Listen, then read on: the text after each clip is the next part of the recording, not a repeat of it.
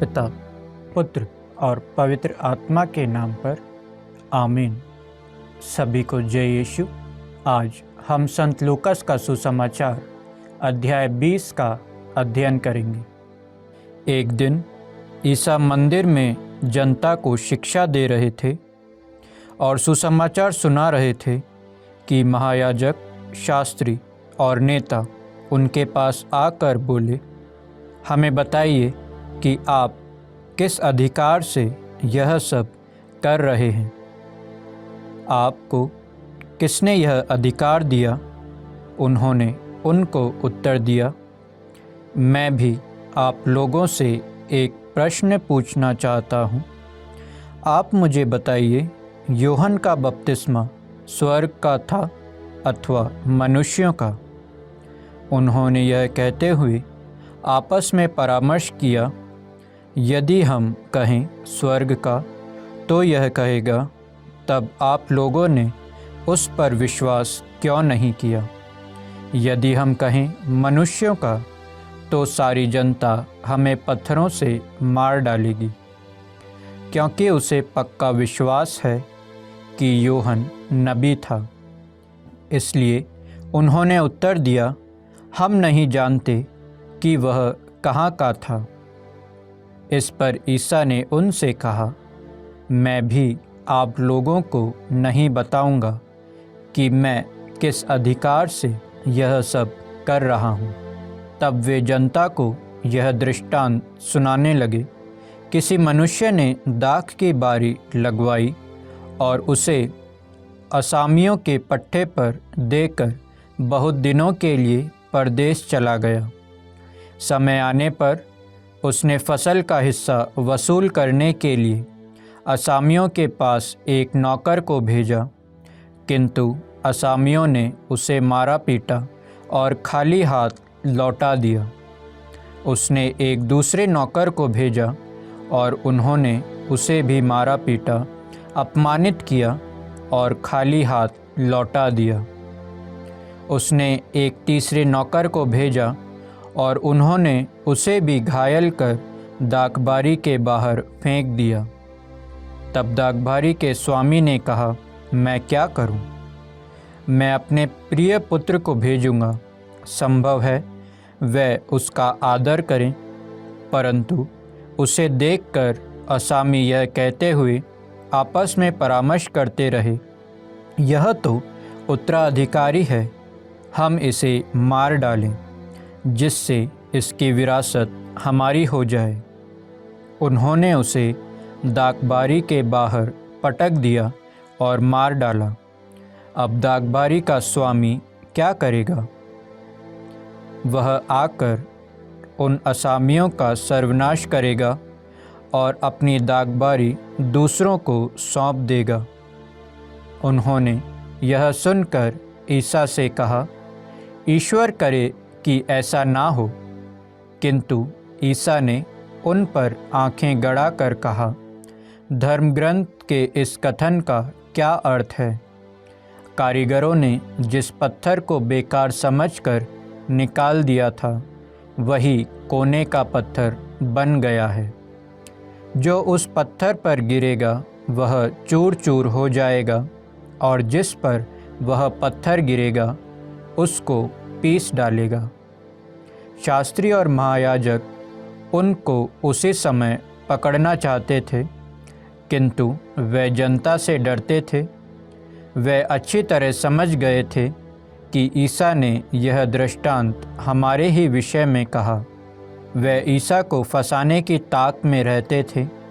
उन्होंने उनके पास गुप्तचर भेजे, जिससे वे धर्मी होने का ढोंग रचकर ईसा को उनकी बात के फंदे में फंसाएं और उन्हें राज्यपाल के कब्जे और अधिकार में दे सकें। इन्होंने ईसा से पूछा, गुरुवर, हम यह जानते हैं कि आप सत्य बोलते हैं और सत्य ही सिखलाते हैं। आप मुँह देखी बात नहीं करते, बल्कि सच्चाई से ईश्वर के मार्ग की शिक्षा देते हैं। कैसर को कर देना हमारे लिए उचित है या नहीं? ईसा ने उनकी धूर्तता भांपकर उनसे कहा, मुझे 1 दिनार दिखलाओ, इस पर किसका चेहरा और किसका लेख है? उन्होंने उत्तर दिया, कैसर का। ईसा ने उनसे कहा, जो कैसर का है उसे कैसर को दो, और जो ईश्वर का है उसे ईश्वर को। वे उनके उत्तर पर अचंभे में पड़कर चुप हो गए और लोगों के सामने उनके शब्दों में कोई दोष नहीं निकाल सके। इसके बाद सदूकी उनके पास आए। उनकी धारणा है कि मृतकों का पुनरुत्थान नहीं होता। उन्होंने ईसा के सामने यह प्रश्न रखा, गुरुवर, मूसा ने हमारे लिए एक नियम बनाया, यदि किसी का भाई अपनी पत्नी के रहते निसंतान मर जाए तो वह अपने भाई की विधवा को ब्याह कर अपने भाई के लिए संतान उत्पन्न करे। 7 भाई थे। पहले ने विवाह किया और वह निसंतान मर गया। दूसरा और तीसरा आदि 7 भाई विधवा को ब्याह कर निसंतान मर गए। अंत में वह स्त्री भी मर गई। अब पुनरुत्थान में वह किसकी पत्नी होगी? वह तो 7 की पत्नी रह चुकी है। ईसा ने उनसे कहा, इस लोक में पुरुष विवाह करते हैं और स्त्रियां विवाह में दी जाती हैं, परंतु जो परलोक तथा मृतकों के पुनरुत्थान के योग्य पाए जाते हैं, उन लोगों में ना तो पुरुष विवाह करते हैं और ना स्त्रियां विवाह में दी जाती हैं। वे फिर कभी नहीं मरते।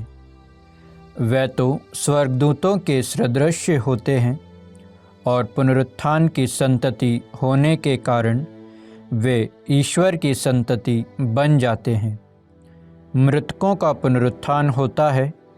मूसा ने भी झाड़ी की कथा में इसका संकेत किया है, जहाँ वह प्रभु को इब्राहिम का ईश्वर, इसहाक का ईश्वर और याकूब का ईश्वर कहते हैं। वह मृतकों का नहीं, जीवितों का ईश्वर है, क्योंकि उसके लिए सभी जीवित हैं। इस पर कुछ शास्त्रियों ने उनसे कहा, गुरुवर, आपने ठीक ही कहा। इसके बाद उन्हें ईसा से और कोई प्रश्न पूछने का साहस नहीं हुआ। ईसा ने उनसे कहा, इब्राहिम दाऊद के पुत्र कैसे कहे जा सकते हैं? क्योंकि भजनों के ग्रंथ में दाऊद स्वयं कहते हैं, प्रभु ने मेरे प्रभु से कहा, तुम तब तक मेरे दाहिने बैठे रहोगे जब तक मैं तुम्हारे शत्रुओं को तुम्हारा पाँवदान ना बना दूं। इस तरह दाऊद उन्हें प्रभु कहते हैं, तो वे उनके पुत्र कैसे हो सकते हैं? सारी जनता सुन रही थी।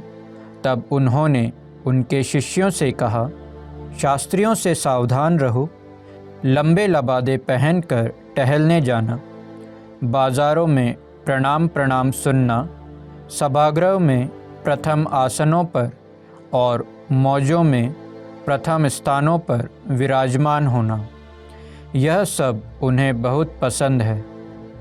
वे विधवाओं की संपत्ति चट कर जाते और दिखावे के लिए लंबी लंबी प्रार्थनाएं करते हैं। उन लोगों को बड़ी कठोर दंडाज्ञा मिलेगी। यह प्रभु की वाणी है। ईश्वर को धन्यवाद। पिता, पुत्र और पवित्र आत्मा के नाम पर आमीन। सभी को जय यीशु।